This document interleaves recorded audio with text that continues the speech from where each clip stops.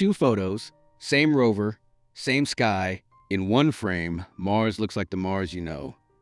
Dusty, reddish-brown, a thin crescent of its tiny moon drifting by. In the other, the whole horizon has a faint green wash, like someone whispered neon into the night. That isn't CGI.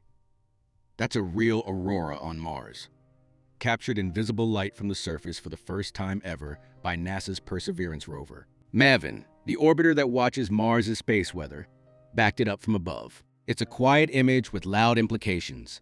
How we forecast radiation on Mars, how we plan astronaut EVAs, even how future crews might read the sky. So what are we looking at exactly? On Earth, auroras are the sky's green-purple northern lights, drawn to our poles by the planet's global magnetic field. Charged particles from the sun ride those field lines into the atmosphere and crash into oxygen and nitrogen. Oxygen glows green at about 557.7 nanometers, that same classic laser pointer green. Mars is different. It lost its global magnetic field long ago, so there's no tidy doorway at the poles. Instead, when a strong solar storm hits, the whole Martian night can light up at once. Aurora everywhere, not just at the ends. That's why scientists call it diffuse or planet-wide, compared to Earth's elegant curtains.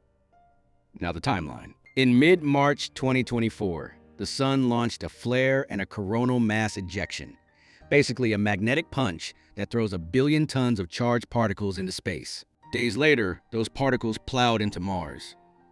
Perseverance's team rolled the dice and pointed cameras at the night sky. The rover's Mastcam-Z caught a faint green glow. Its SuperCam spectrometer measured the exact green oxygen line that proves, yep, this is Aurora. Months later, in May 2025, NASA made it official. The first visible light aurora ever photographed from the surface of another planet.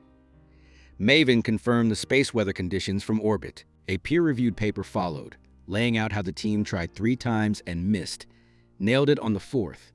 And what that teaches us about when Mars will glow. Was it bright enough for human eyes? Not this time. The glow was faint, clear to the camera and spectrometer, probably too dim for a person standing there. But with a stronger storm and clearer skies, Martian dust can dim the show. Future astronauts might actually see it. Think very pale sea green haze, horizon to horizon. In other words, a real-world sky cue for crews to head indoors and wait out the radiation spike. Why should we care about pretty lights on Mars? Because pretty is just the surface. Underneath is space weather, radiation that can mess with electronics and bodies. On Earth, our magnetic field does a lot of shielding. On Mars, there's no global shield. Space weather is raw. A forecast that says glow tonight is also saying radiation risk tonight. That's huge for crewed missions. If you can predict when the sky will glow, you can time your EVAs, shelter in place, and protect sensitive gear. Scientists are already building prediction rules using MAVEN, Mars Express, and now these rover detections. Things like, how fast is the solar wind? How strong was the flare? Did a CME actually aim at Mars?